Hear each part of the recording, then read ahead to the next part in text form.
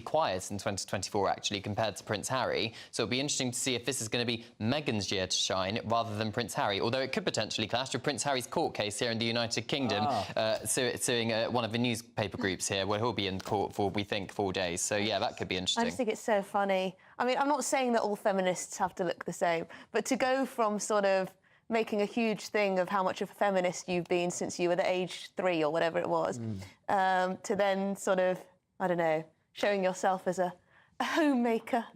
And I don't know. She's got to make the bill somehow. Quite funny, isn't it? Thank you very much, Cameron Walker. I look forward. I might have a little watch. Why not? See if I can get some tips. Rather you than me. Some traditional life tips. Well, my goodness me.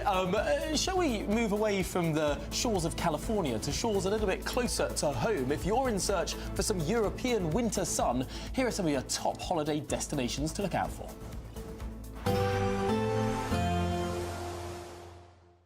You're looking happy.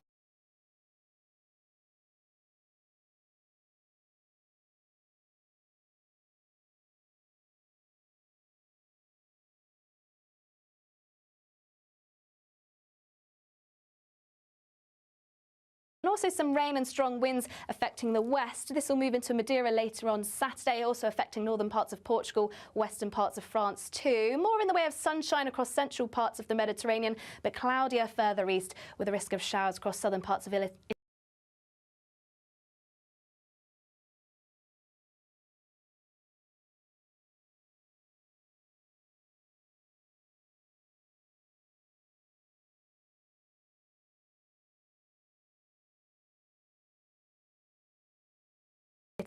and also the Greek islands too. And more in the way of sunshine next week with the best of the temperatures across Madeira. All Clear Travel Insurance sponsors GB News Travel Destinations Forecast. Well, there you go. Oh, a bit of summer sun, winter is actually sun. blooming necessary this weekend, isn't it? Try Madeira. But there's tobogganing. But there's lots more coming up on today's show. 17-year-old superstar Luke Littler could become the youngest ever darts world champion this very night. We're going to be joined by a former world champion after this.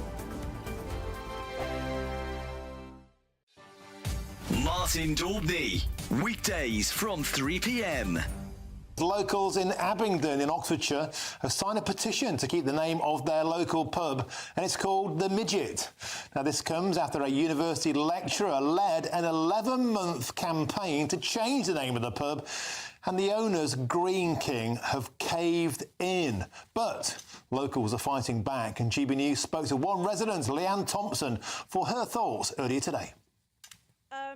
I'm not feeling great about it, to be honest. You know, it's a pub that's been here for a very long time. It's called the Midget after a MG car, and they're changing it to the Roaring Raindrop, which a lot of people are not happy about. We know why they're changing it, but a lady apparently came in who was very upset at the offensive term for the name Midget. But nobody here sees it as an offensive term. We don't. You don't see the midget and feel any kind of offence towards that. It's named after a car. If she was to actually come, she might actually know more about it. But apparently, she's not even been into the pub. She's just heard about it and broadcasted on social media that she wanted the name changed because it's offensive. Which, as locals, don't feel that way. It's the Midget. It will always be the Midget. And if you look, it's even still on Midget Close. So I don't know if they're going to change it to the Roaring Raindrop Close. Do you know, you should walk into the Midget now and go, do you serve shorts? And just keep going on the joke. It's named after a car, the MG Midget, that was manufactured in the town of Abingdon for a while. The car was released in 1961. The Boozer was built in 1974, giving huge pride to the area. It wasn't named after midgets, you know, the Snow White and the 7 vertically challenged individuals variety. It's named after a car. GB News, the People's Channel.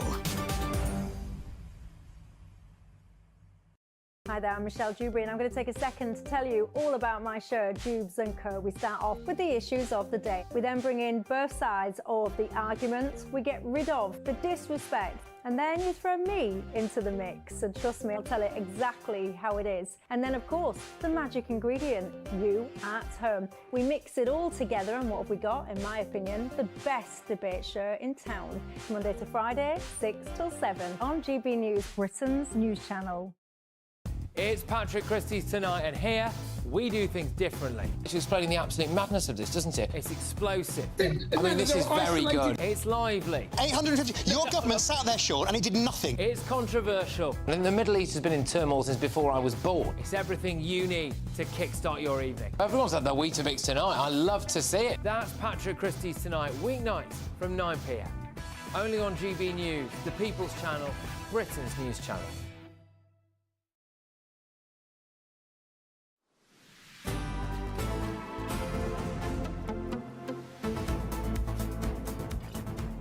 Good afternoon, Britain. It's just coming up to 10 to 1, and do stick with us. We're going to be talking to Elon Musk's father in just a little bit about, well, his frankly obsession with the United Kingdom. But in the meantime, the darts star Luke Littler could become the youngest ever world champion as he faces three-time champion Michael van Gerwen tonight. Yes, the 17-year-old was, remember, runner-up last year, and he's full of confidence heading into the final. As soon as that winning double went in, I knew back-to-back finals. But yeah, just finish here speaking to you guys. It's just chill out, reset the batteries and go again tomorrow. 105 average there, some incredible finishes. When you're playing at that level, do you feel unbeatable up there? I felt very, very confident tonight. I wouldn't say the best I felt. The best I felt was against Nathan in the quarterfinals. But I'm just glad that I'm playing with confidence. Right, we're joined by former darts world champion Keith Deller, MBE. Keith, thank you so much for joining us. Luke has really captured the nation, hasn't he? When he came runner-up before, everyone was so behind him. He has a personality, doesn't he? But tell us what it feels like going into a championship like this. Well, you feel like you've done the hard work by reaching the final. I always thought a semi-final is the hardest one because you want to be on that big day, the big event. And once you get to the final, you obviously look at your opponent, how well he's playing. Well, we know Littler's playing well, and also Michael van Gerwen. And then really it's a case of building the day up. I was very nervous in the morning when I woke up. As the day gets closer and the time's getting close to the big final, you start to believe in yourself and say, right, come on, let's get the job done. There's only one game to go. And you start building, yourself into hopefully winning the world title. But it's a great day. But if you lose in the final, thankfully I didn't, then if you lose in the final, you just hate it. You can't, next day you see the player that beat you holding the trophy, doing the interviews. So it's not very nice. Rubbish. It must psych you out so much, because when you're competing at that level, I mean, both of these players are extraordinary darts players. And it could just come down to a little mistake, a little act of God. I mean, how much of this, at this level now, when you've got two players playing as they are, how much of this is actually chance tonight? Sometimes you need a little bit of luck. It could be where he missed 3 darts at a double, and then you take out 136, something like that, to win the set. You think, well, I got away with that one. It could happen tonight. There could be 2 or 3 sets where the players have lost a set where they've had a chance. It happened last night with Bunting and Littler. Bunting could have won the 3rd set and had 3 at a double. Next minute, he's 3-0 down and he's in big trouble. So yes, that does come into play. You hopefully have your doubles, because that's where it will come down to tonight. They both score heavy. Michael doesn't like being the underdog. He always said, I'm the player to beat every year. Well, Luke Littler was favourite with the bookies at the beginning, and he's still favourite tonight. He's still favourite. I just feel that, well, he's obviously the favourite because of what he's done this year. But remember, he's playing one of the greatest of all time. He's won the tournament 3 times. He knows how to win a final. And Luke, I just hope for Luke, he doesn't just try a bit too hard. If it goes really close, say it's 5 sets all, he could tense up. It's not easy. You don't know. Sometimes you play a final, you just feel great and comfortable. Sometimes just very quickly, what does it feel like to win, Keith? It was great because obviously I had to beat the top 3 in the world, and beating Eric Bristow, who was the #1 in the world.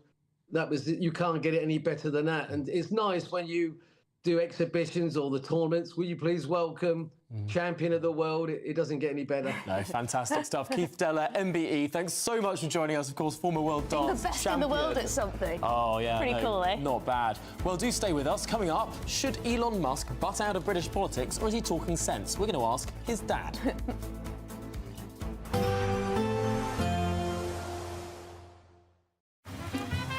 Despite the morning rain, it'll be a nice, warm, cosy day ahead. Boxed heat pumps, sponsors of weather on GB News.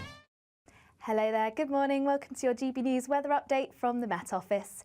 As we head towards the weekend, there are multiple warnings in force for snow and ice. Likely we could see some travel disruption as a result of the rain, snow and strong winds this weekend. But to end the week, actually lots of sunshine around as a ridge of high pressure stretches across the country, bringing cold conditions, yes, but plenty of sunshine. Can't rule out some showers, particularly around coasts of Northern Ireland, some northern coasts of Wales, also some coasts of Scotland too. These could be falling as snow, mainly across hills, though we may also see some flurries to lower levels too. But for the large majority of the country, there'll be plenty of sunshine. Feeling cold though, highs only reaching around 4 to 5 Celsius across the south. Then into the evening, once again, can't rule out some showers, particularly around coastal areas, but there'll still be plenty of clear spells, but that means temperatures are soon going to dip away, likely seeing some icy stretches across parts of the north, and also some frost in places too. Similar across Northern Ireland, could see some ice here. Once again, some showers around coastal areas, showers also around coasts of Wales too. But for the large majority overnight, plenty of clear spells, so likely to see some frost and also some icy stretches, particularly in northern areas. And across the south too, once again, that's where we're going to see the majority of those clear spells, so likely to see some ice by the time we reach the morning. And once again, that widespread, very sharp frost. But it's likely to be a fairly bright start to Saturday, but just once again feeling very chilly. For Saturday itself, once again, there'll be plenty of sunshine to start the day. Still can't rule out any of those showers, particularly around northern coasts, still falling as sleet and snow, once again over hills, but also to lower levels too. And then we start to see a bit of a change from the southwest. Outbreaks of rain, they're starting to fall as sleet and snow across the high ground of parts of the southwest and southern parts of Wales, leading us to an unsettled weekend.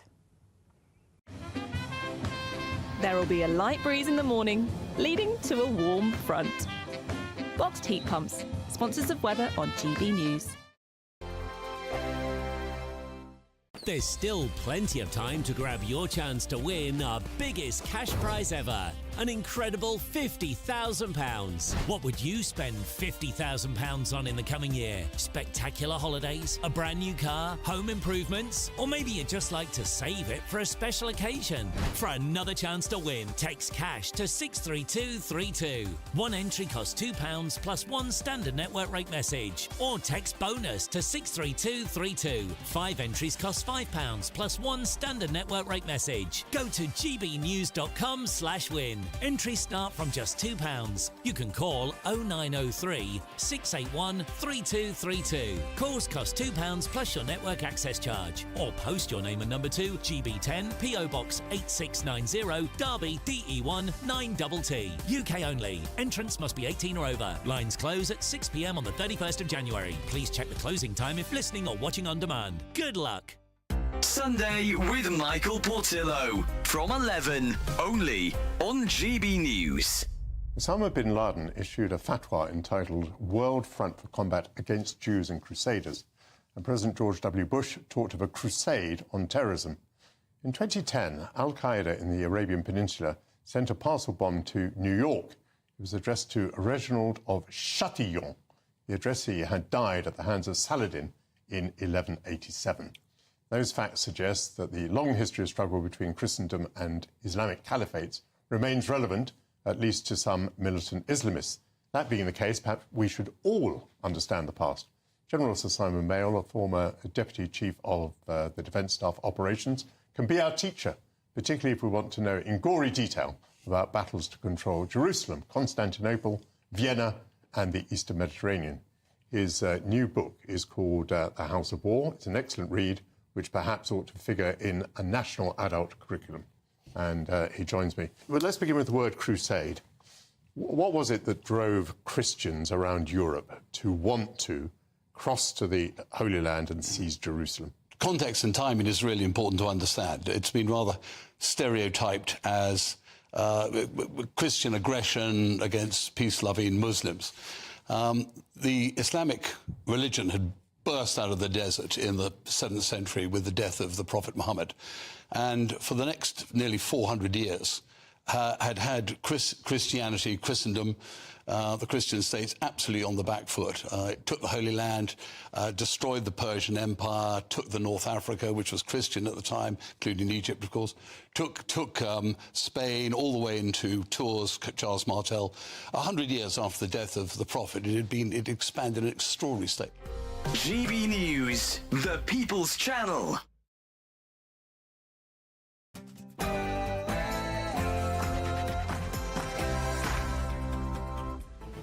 Well, good afternoon, Britain. It's 1 o'clock on Friday, the 3rd of January. I'm Emily Carver. And I'm Tom Harwood. Don't go outside. Stock up on your food and medicine. Those are the ominous warnings from the NHS today as the Arctic blast batters Britain.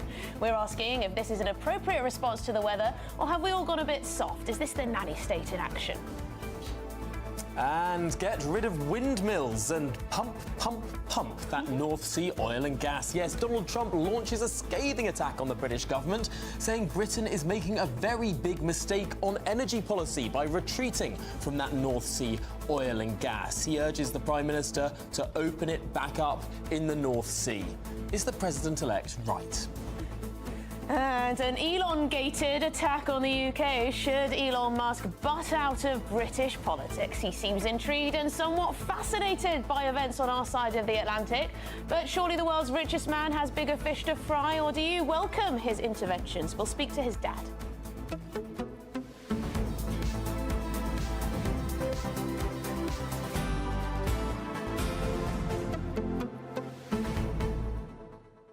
Well, there's a huge amount to talk about today, isn't there, really? No, and it all Donald ties Trump together. and Elon Musk both sort of butting in on British politics. So they've all got lots of views. Views are plenty on this Labour government and on policy choices. Yeah, and these policy choices feel very, very real today. Coldest day of the year so far. I feel very confident saying that because there have only been 2 days of the year so far, or it's 3 flipping days. freezing But it leaving was the house this morning. blooming cold. Had the ski jacket on. And it just begs the question. I've seen the Health Secretary out and about on the television this morning saying, this is the weekend you can turn on your heating in your house.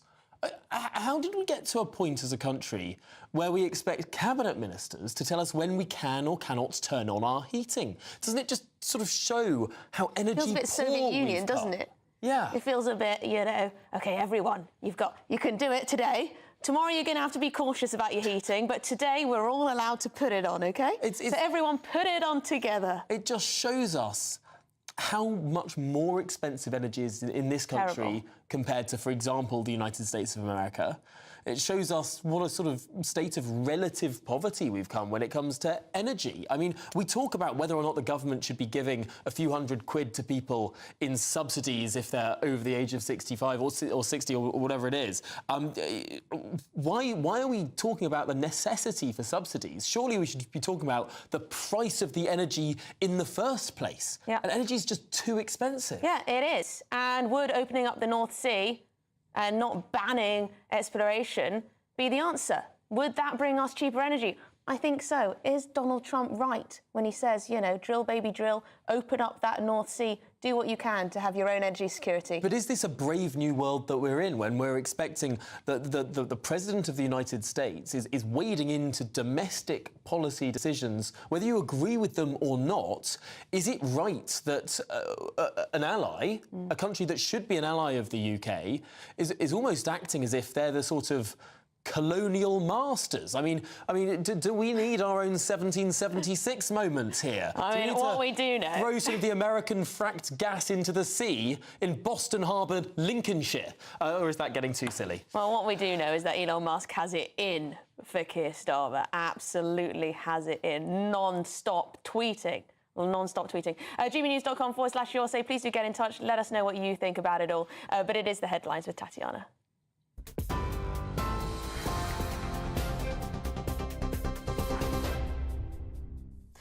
Emily, thank you. The top stories this hour. The Health Secretary says the government are willing to work with tech giants who call out grooming gangs. His comments come after Elon Musk attacked the decision of safeguarding Minister Jess Phillips, who said it was for Oldham Council alone to decide whether to launch an investigation into alleged exploitation between 2011 and 2014.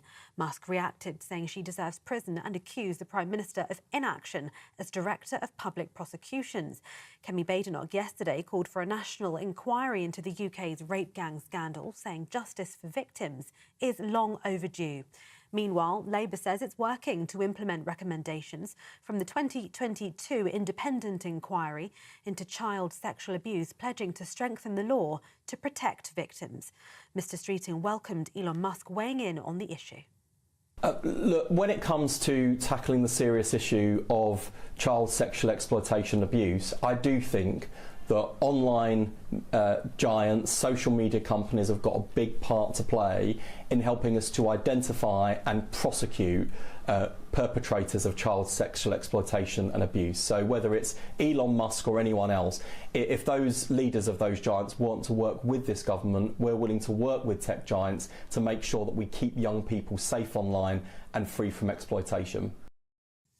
In other news, the government has launched an independent commission to transform social care, but proposals for major reform may not be delivered for years. Health and Social Care Secretary Wes Streeting is promising to finally grasp the nettle on social care reform, with an independent commission due to begin work in April. But the commission, chaired by Baroness Louise Casey, is not due to publish its final report until 2028. Social care means help for older or disabled people with day-to-day tasks like washing, dressing, medication and eating. Liberal Democrats leader Sir Ed Davey says things need to move at a faster pace. Yes, because Liberal Democrats have led the call for a cross-party commission, but given the crisis in social care and the impact that has on the NHS, we do need to move much faster. So the Liberal Democrats will be calling on for many more immediate measures to tackle the chronic shortage of staff in our care system, and for the pace of this commission to be accelerated significantly. We have to tackle this. The Conservatives left the care system, the NHS, in a total mess. So we know the crisis is deep, but we've had many reports before. Now, a baby boy was killed in a crash late last night in Lincolnshire near Grantham, and police are investigating whether that incident was linked to icy conditions. A woman also travelling in the same car suffered serious injuries, and 2 other passengers were not seriously injured. An amber weather alert warning that snow and freezing rain will bring hazardous travel conditions across much of England and Wales has been issued by the Met Office. Temperatures are expected to fall as low as -8 degrees overnight. The country's been hit by a blast of cold weather, with temperatures falling as low as -5 overnight. Amber alerts are in place until the 8th of January. Well, that's as the number of patients in hospital with flu has quadrupled in the last month, according to new NHS England data. There were 5,074 patients with flu in hospital on the 29th of December, up from 1,000 in November. The new figures mean flu cases in hospital have quadrupled in just a month. The figures also showed there were 4,102 patients in hospital with flu on Christmas Day, before it rose sharply by almost a quarter. The NHS has warned that the drop in temperatures across the UK, which has led to rare health alerts from the UK Health Security Agency, could lead to continued pressure on hospitals. In other news, Irfan Sharif, who was jailed last month for the murder of his 10-year-old daughter Sarah Sharif, has been attacked in Belmarsh prison, according to reports.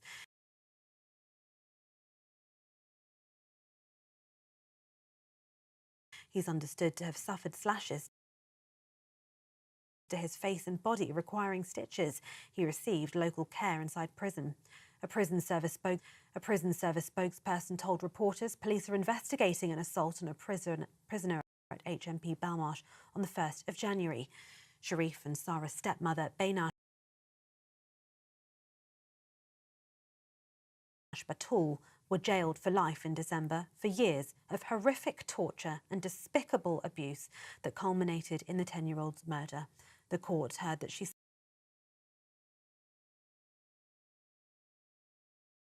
suffered unimaginable pain, misery and anxiety as she was repeatedly bitten, burned and restrained at the family home in Surrey. And Luke Littler says it'll be the stuff dreams are made of if he can create history by becoming the youngest ever world darts champion. Littler beat Stephen Bunting to book his place in the final of the World Darts Championships taking place tonight. The 17-year-old was favourite to progress into the final for a second year running and swept 39-year-old Bunting aside to win by 6-1 at the Alexandra Palace in London. And those are the latest GB News headlines for now. More from me in half an hour.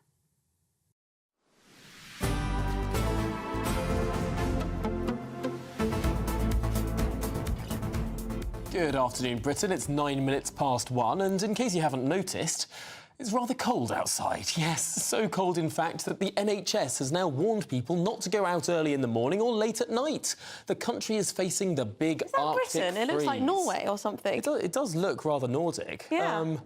I It looks exactly like Norway. Maybe it is Britain. Sorry, apologies if it is, in fact. No, let's work out where exactly it is. Actually, this is going to be fun. We'll get to that later in the programme. Yeah, sorry if it's your hometown. But beautiful. Yeah, there's a British flag there. Oh, and is that HMS Victory? Is this Portsmouth? Perhaps it is. Anyway, we've been all told to stock up on food and medicine. Yes, this comes as the UK Health Security Agency warns the cold snap could put the elderly at risk of death. Well, we're joined now by the head of lifestyle economics at the Institute of Economic Affairs, Christopher Snowdon. Chris, thanks for joining us. Frankly, do any other countries on Earth discuss the weather quite as much as the United Kingdom of Great Britain and Northern Ireland?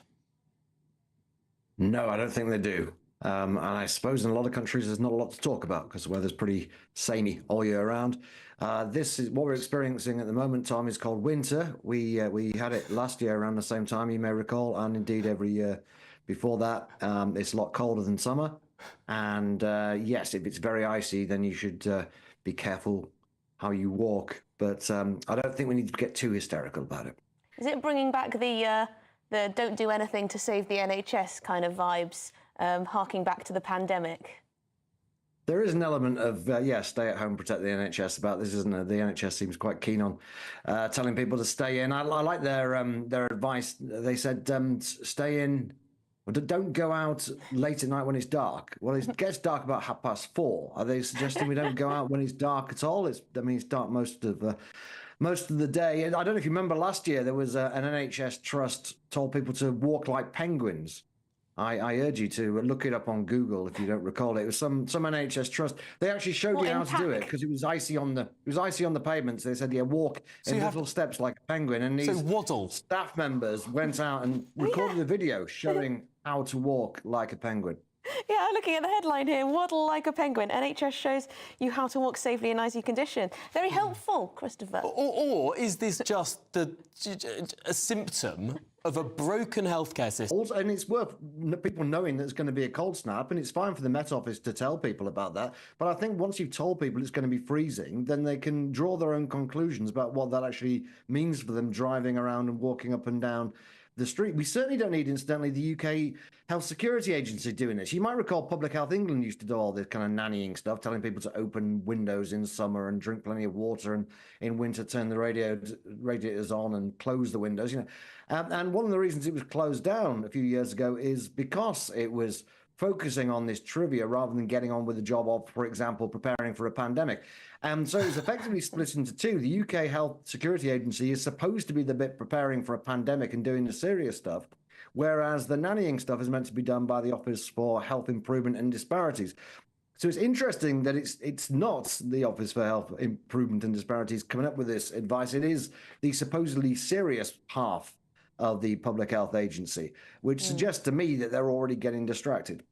One of the problems is, though, isn't it, Chris, that sometimes our local authorities aren't very good at gritting the pathways and the pavements. They're not very good at...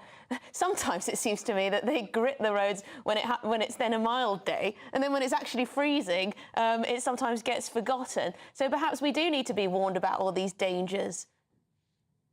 Well, only because of the failure of the state, I guess. Yeah. And in its own very small way. And let's face it, this is a pretty, it's a pretty trivial item, really. But in its own small way, this does sum up one of the big problems in the country, which is that the government is unable to fulfill its part of the bargain, and so tries to just control the public and get the public to mend its ways. What we really want is a government that's going to mend its ways. Really fascinating there that we had Public Health England be split off almost into two agencies, the UK Health Security Agency and this other one that's name escapes me. One was meant to do the trivial stuff and one was meant to do the serious stuff.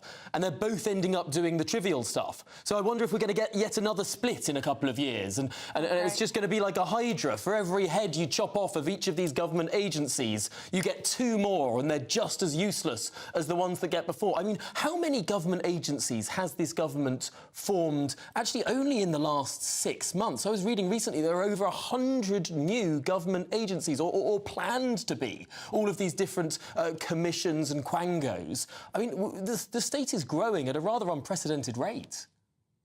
Yeah, but one of the quangos is entirely dedicated to government efficiency, Tom, so I don't think we need to worry about that. Is like a double speak, isn't it? Oh, well. Christopher, thank you so much for joining us. Christopher Snowdon from the Institute of Economic Affairs. I'm just looking at the 3-step guide to walking like a penguin. So step 1 is legs out. Okay. So you take a strong stance. Am I going to have to get up and... Oh, go on then, go on. Okay, right, here we go. Here we go, go on. Right, okay. So, Emily, tell me precisely what I need to do. Okay, so step 1 is legs out. Right. So I think that means a wide stance. Right, okay. Step 2 is a soft knee bend. Soft knee bend? Yeah. Right, okay. Maybe that's a bit too low, but right. Anyway, step 3, arms out, which you're already doing, and now waddle. Yeah. This is how the NHS is telling us all to walk. This is how the NHS... To stay safe this winter. Yeah, that's the NHS Greater Glasgow and Clyde in January. Well, thank you, Greater Glasgow and Clyde. This is how I will be walking for the rest of the... OK, hang on. Right, here we go. Right, OK, coming back. Can you tell it's Friday? Tell you what, Emily, I've never felt safer. I've never felt safer in my life. Thank you, NHS Glasgow and Clyde. I'm not sure that would work with my high heels. But anyway. You might have noticed in the wide shot there, Catherine Forster, our political correspondent, who's much more serious than me today, has been watching all of that nonsense. But also, there is a serious point here. The government is facing a big set of challenges. People are feeling very cold. And one of their first decisions as a new government was to take away the winter fuel payments. Yes, it's bitterly cold. I had to de-ice the car this morning. I was up in Leighton Buzzard for the People's Panel. And it was one of the first announcements that they made, wasn't it? Back in the summer, they wanted to do it then to give people time to adjust. But of course, it was one of many decisions that this new government have made which upset a lot of people. Millions of pensioners, not long after, followed, of course, by the big tax increases. In the budget, those £40 billion worth of tax increases, when before the election they'd said that they had no plans to raise taxes beyond things like VAT on school fees and so on and so forth. And then the farmers. And we're 6 months in this weekend since Labour were elected. In Leighton Buzzard, the people that I was with, one had voted Labour 40 years, another Tory, another voted for all parties. I asked them for something good that Labour had done in the first 6 months. And one of them managed to say that he was impressed by some of the things that Health Secretary Wes Streeting was saying. I could get nothing from the other two. And I think, you know, we're just at the beginning of January. It is bitterly cold now. The government, of course, are saying with the winter fuel allowance that they've put all sorts of mitigations in place. But I think it's a very, very tough sell. And of course, Labour's problems are getting even worse because we knew that Elon Musk is not a fan of Keir Starmer since the riots. To put it mildly, he's been taking lots and lots of pops at this new government. Today, they have gone to a whole different level, triggered, it seems, by Charlie Peters' brilliant scoop the other day about Jess Phillips' refusal to authorise an investigation into the Oldham grooming gangs scandal. I mean, the way it's blown up, Charlie Peters, you know, lit a match that's lit a fire all over social media and the press at large, the broadcasting press as well. But I mean, what does this Labour? How much attention do you think they'll be paying to what Elon Musk is saying? Because he said a lot. Well, I mean, look, this is deeply, deeply unhelpful.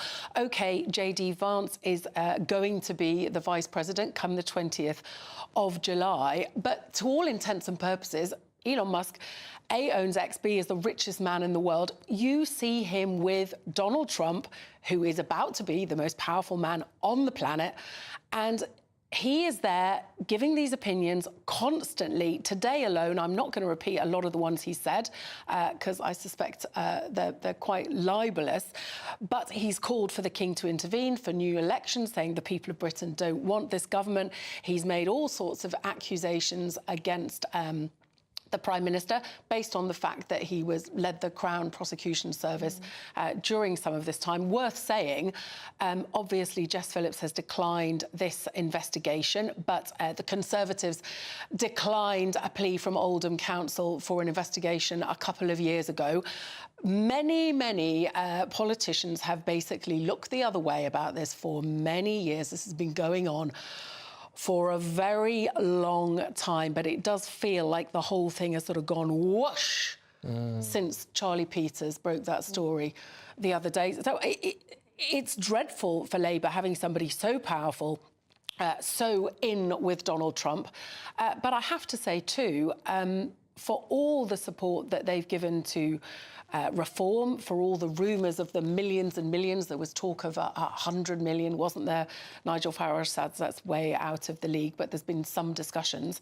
I think it's also becoming quite problematic now for Nigel Farage and reform as well, because some of the tweets that Musk has been putting out, he's been very supportive of Tommy Robinson, for instance, called for him to be released from prison. Now, Nigel Farage and reform want nothing to do with Tommy Robinson, and I think, and indeed it's now being reported, that they are trying to make it known, Tories and reform, people on the right basically having a quiet word with allies of Donald Trump about some of these tweets that are flying around. Elon Musk, he's been quite useful to reform. But could he become a bit of a millstone? Yeah, big very questions. interesting. Thank you very much indeed.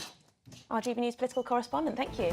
Well, this is Good Afternoon Britain on GB News, and plenty more to come. Indeed, we're going to be diving more into that conversation. Is Elon Musk interfering too much in UK politics, or is he doing some fearless truth-telling? Well, we'll be posing that exact question to his father after this.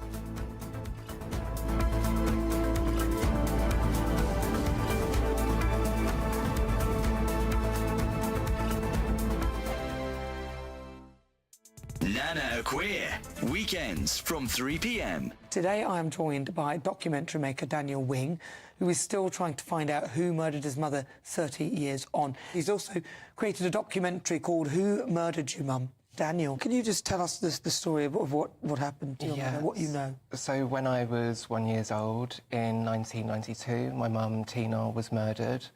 My dad went on trial for it and was acquitted. And the case went unsolved and has been unsolved for 32 years. My nan, who raised me, amazing woman, passed away sadly 2 years ago, and that kind of sent me on a quest for answers. So your documentary then, what are you hoping to achieve with it? I am fighting for justice for my mum. I have had a meeting with the police and they are looking to see what they have and are looking to reopen investigation if they can find new and compelling evidence. What's interesting now is speaking to other families who are actually going through the trauma and experience of murder. Yeah. My mum didn't get the opportunity to be a mum. What would my life have been? I'm now 33 years old with no parents. And it's that kind of thing. It's a very, I guess, lonely journey in what I'm experiencing. That's why I wanted to make this film, because I hadn't had the opportunity to be able to grieve my mother and know who she was. And that was really what this journey was about. It was about being able to grieve. Everyone had the opportunity, although terrible circumstances, to be able to go to the funeral and have that moment, and I never had that opportunity. The People's Channel. Join me, Nana Akweer, for an informative, interactive news programme with a difference. It's fun. No, he didn't say that, though.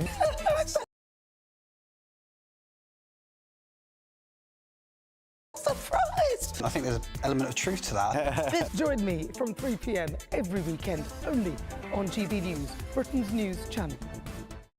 If you want your news to be straight talking... This is the nightmare for the Conservatives again. Down to earth. It's not just Nottingham where this is happening, is it? And most importantly, honest. Hard-working, middle-class taxpayers, they'll get their book thrown at them. Then catch me, Martin Daubney, Monday to Friday, 3 till 6 p.m. on GB News. Best with the United Kingdom.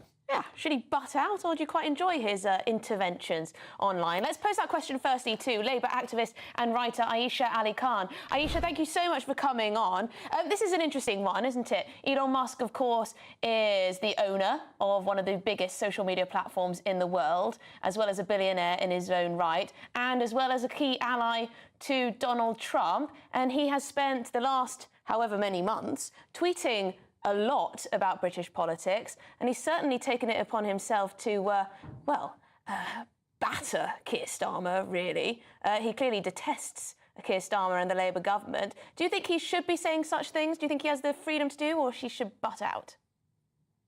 I think it's very dangerous for somebody, the richest man, your previous guest mentioned this, the richest man, owner of the site of one of the most powerful political sites, X.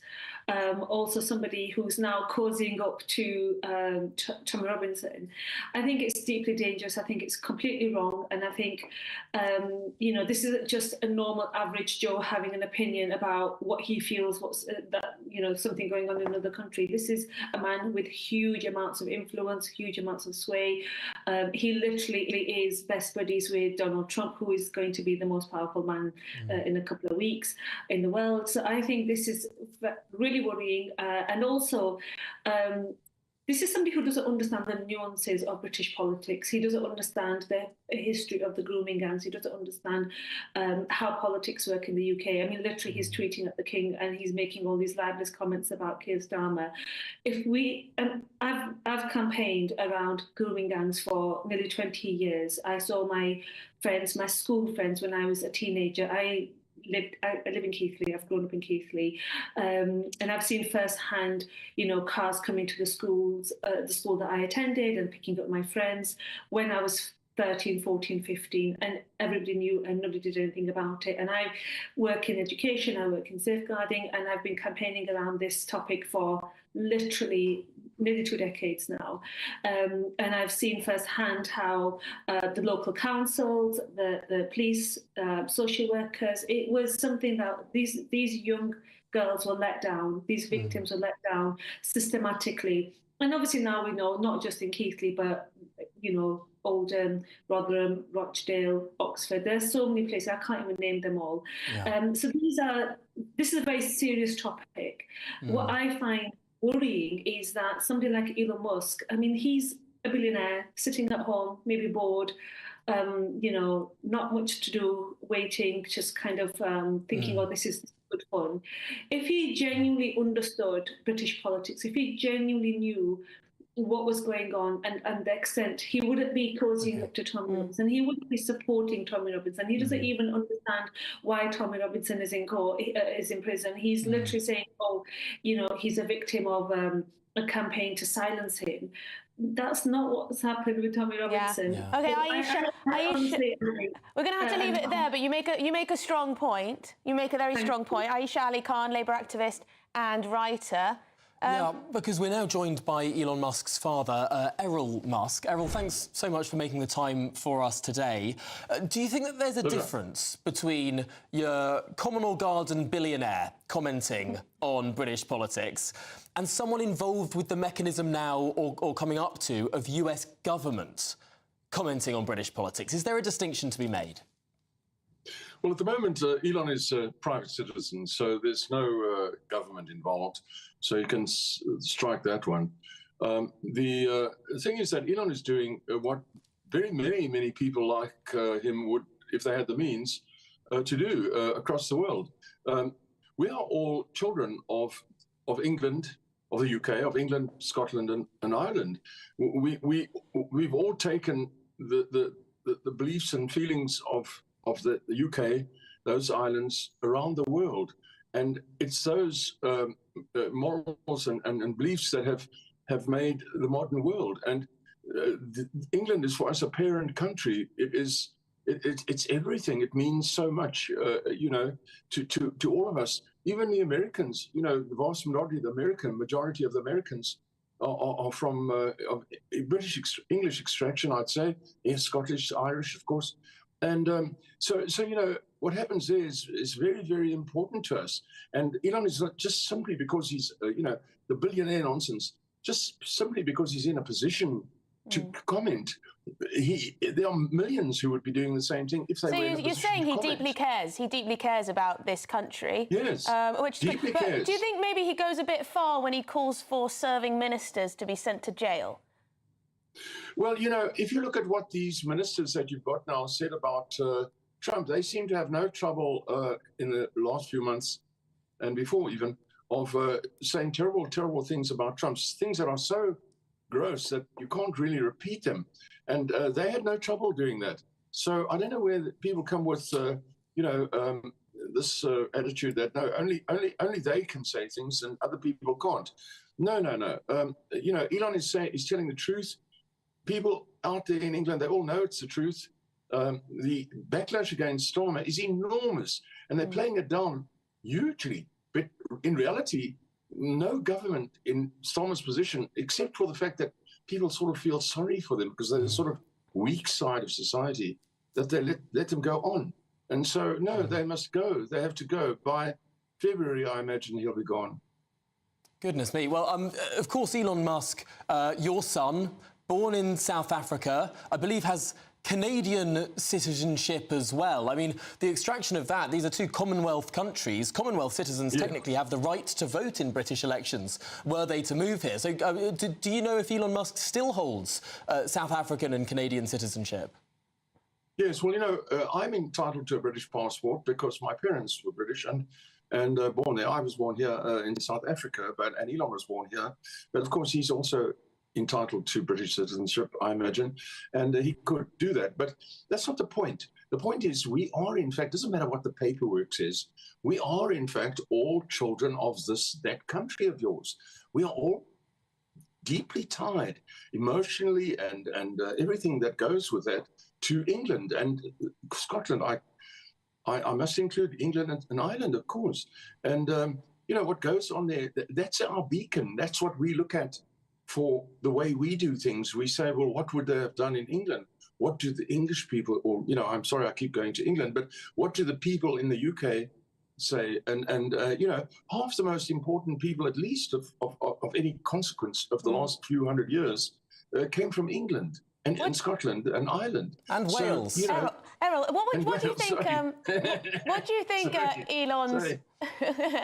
What do you think Elon's response would be? What do you think Elon Musk's response would be if Nigel Farage called him up and said, "Oh, can you, you know, steady on a bit with some of those tweets"? What do you think he'd say? You know, speaking as a man, you know, I'm a man. I'm, you know, one of the great things about being out of, you know, in the sort of outside world, in the bush and all that sort of thing, we have to be more tough here, you know, I suppose. I don't know. We've got irons and everything here. But anyway, no. I look at Farage. I see he talks right. He doesn't look very strong to me. He doesn't particularly look like a strong man to me. You need a very strong man to get England out of, you know, the shit that it's in. You need a very strong man. And, you know, I don't know if he's the man, but, you know, we have to see. I don't really think if Farage said anything, it would affect Elon's opinion. You know, no, I think it wouldn't affect my opinion either. I'm looking for the bulk of that strength that's in England and Ireland and Scotland and Wales that made the world that we have today. Where is it? They've got to come back and show us. They're the ones we look at, for example, not people we look at and shake our heads in sorrow, which we're doing right now. No, it's a fascinating insight into a worldview that I think a lot of people in the English-speaking world have. So many of these, well, it's the language, it's the legal system, it's frankly what we describe now as universal values, but overwhelmingly the values that we say are universal values. I mean, they're British values. They were founded in the language that we're speaking now. But Errol Musk, thank you so much for helping explain that. I think it's opened I think a little insight into what's going on in your son's head right now. Really fascinating stuff. Errol Musk, there, father of Elon Musk. Very interesting. We'll be reading out some of your comments on this because I know you all have a lot to say on this topic. We've got lots more coming up though. Nick Clegg, remember him? Well, he's being replaced in his role at Meta, that's the owning company of Facebook, because Mark Zuckerberg is looking to build a less hostile relationship with Donald Trump ahead of his second term in office. And I guess Nick Clegg isn't so relevant to that, perhaps. Interesting. Is Nick Clegg the latest, I don't know, sacrificial lamb of the Trump presidency? That to come after your headlines with Tatiana Sanchez.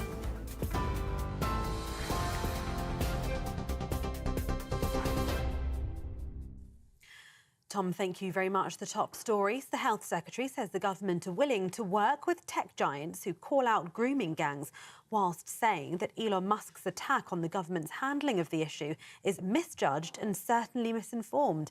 Mr Musk attacked the decision of Safeguarding Minister Jess Phillips, who said it was for Oldham Council alone to decide whether to launch an investigation into alleged exploitation between 2011 and 2014. Well, Musk reacted, saying she deserves prison, and accused the Prime Minister of inaction as Director of Public Prosecutions. Kemi Badenoch yesterday called for a national inquiry into the UK's rape gang scandal, saying justice for victims is long overdue. Excuse me. Meanwhile, Labour says it's working to implement recommendations from the 2022 independent inquiry into child sexual abuse, pledging to strengthen the law to protect victims. Wes Streeting invited Musk to roll up his sleeves and work with us against rape gangs. The government has launched an independent commission to transform social care, but proposals for major reform may not be delivered for years. Health and Social Care Secretary Wes Streeting is promising to finally grasp the nettle on social care reform, with an independent commission due to begin work in April. But the commission, chaired by Baroness Louise Casey, is not due to publish its final report until 2028. And a baby boy was killed in a crash late last night in Lincolnshire near Grantham, and police are investigating whether that incident was linked to icy conditions. A woman also travelling in the same car suffered serious injuries, and 2 other passengers were not seriously injured. An amber weather alert warning that snow and freezing rain will bring hazardous travel conditions across much of England and Wales has been issued by the Met Office. Temperatures are expected to fall as low as -8 degrees overnight. The country has been hit by a blast of cold weather, with temperatures falling as low as -5. And those are the latest headlines. More in half an hour. For the very latest GB News direct to your smartphone, sign up to News Alerts by scanning the QR code or go to gbnews.com/alerts.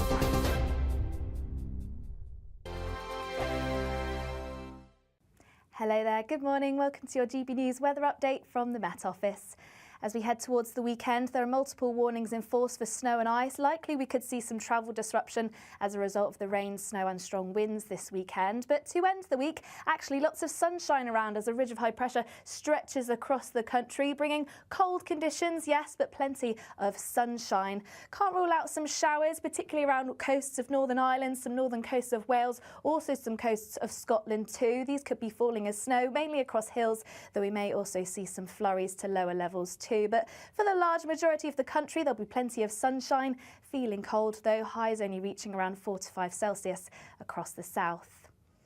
Then into the evening, once again, can't rule out some showers, particularly around coastal areas, but there'll still be plenty of clear spells, but that means temperatures are soon going to dip away, likely seeing some icy stretches across parts of the north and also some frost in places too. Similar across Northern Ireland, could see some ice here. Once again, some showers around coastal areas, showers also around coasts of Wales too. But for the large majority overnight, plenty of clear spells, so likely to see some frost and also some icy stretches, particularly in northern areas. And across the south too, once again, that's where we're going to see the majority of those clear spells, so likely to see some ice by the time we reach the morning. And once again, that widespread very sharp frost. But it's likely to be a fairly bright start to Saturday, but just once again feeling very chilly. For Saturday itself, once again, there'll be plenty of sunshine to start the day. Still can't rule out any of those showers, particularly around northern coasts, still falling as sleet and snow once again over hills, but also to lower levels too. And then we start to see a bit of a change from the southwest. Outbreaks of rain, they're starting to fall as sleet and snow across the high ground of parts of the southwest and southern parts of Wales, leading us to an unsettled weekend. The latest GB News travel. I'm John Vincent. In Perth and Kinross, we've got the usual congestion on the M90 northbound at junction 12, the Broxton roundabout. In Lincolnshire, the A1 southbound in Barrowby is closed for accident investigation work between Grantham North and Grantham South. We've got the usual slowdown on the M61 southbound in Manchester at junction 1 of the M60, that's the Swinton interchange. Queues on the M6 southbound in the West Midlands, 2 lanes closed for an accident between junction 6 Spaghetti Junction and 5 for Castle Bromwich. And nearby, we've got the usual slowdown on the M5 northbound to join the M6 at junction 8. And long delays on the M25 anti-clockwise in Hertfordshire. 2 lanes closed for emergency repairs and an accident between junction 24 Potters Bar and 23 South Mims. And that's the latest traffic and travel news. You can stay up to date throughout the day by visiting our website, gbnews.com.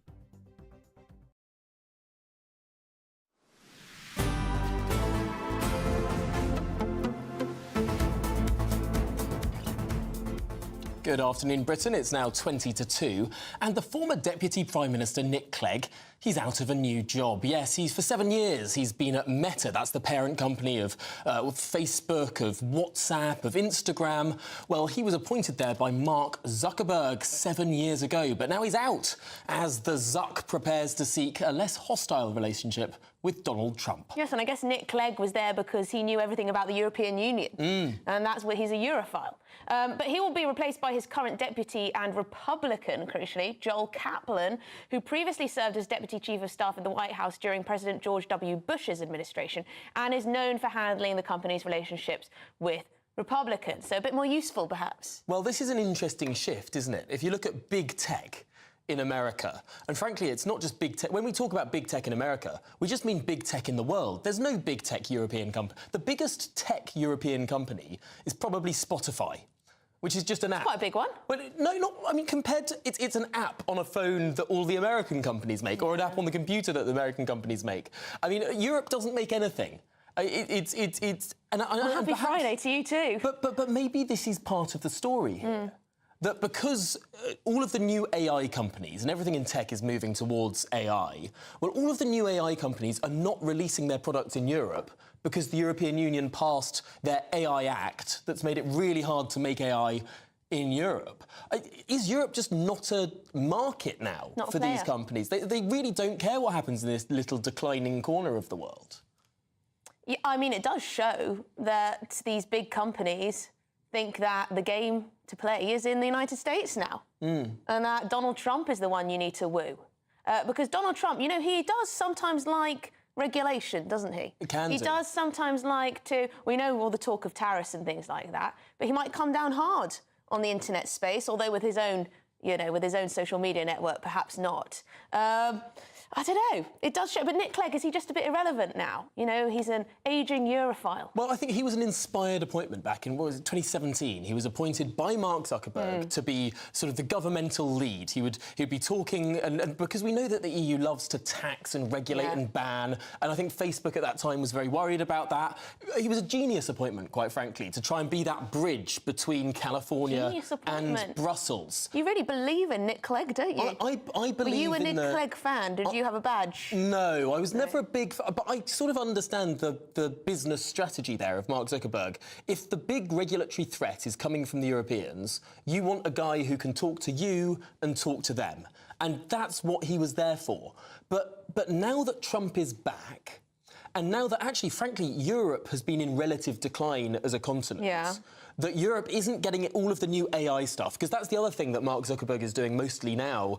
Meta is not just Facebook and Instagram and WhatsApp. It's also a big AI company. That's like where a lot of its investment is going, also in its metaverse that we can see on our screens now. But Europe is going to miss out on so much of that. Their previous pivot towards looking at European regulators almost seems irrelevant now. And Europe is seeming less and less relevant. Well, that's a depressing picture, isn't it, for us? Perhaps we'll take lessons from the United States, though, on these things. That might be nice. It'd be nice if we had a bit more, you know, tech going on, a bit more growth, a bit more manufacturing even. But if we want to do that, we've got to not just leave the European Union, which, of course, have regulated so much that there's no big tech EU company, but also get rid of the regulations that we had when we were in... Because we've got so many of these European regulations still... Right, we need to get to some views now. We need to get some views, because lots of people have been in touch about the whole Elon Musk, Donald Trump interfering in British politics. Interesting what Elon Musk's dad had to say about Nigel Farage. Not so keen. He says he's not much of a strong man. I know, fascinating comment. There you go, not what Nigel probably wants to hear. But yes, Dubbing Neddle says our uni-party politicians are being exposed on the world stage for what they are for a change, and they don't like it. Well, Richard says Elon's dad is OK. He understands what's happening. That's a ringing endorsement. And Wendy says Elon Musk knows how we have complete inaction in British politics. We need him now. Good luck, Elon. And Brian says, why should Musk or Trump have a view and voice it about UK politics? After all, Labour sent activists over to America to try and influence their politics. Why shouldn't it happen the other way around? That's a good point. And Amodio, he says, many have thrown abuse and political condemnation at leaders and nations for decades. Putin, Russia, China, Korea, South Africa, Africa, so many more. And now that Britain has reached the same levels of political and social decay, by nature it becomes a nation that people can now essentially slag off. Great. Brilliant. Goodness me. Well, I thought the most interesting element of what Errol Musk had to say is how people living in English-speaking countries still feel a great sense of affinity towards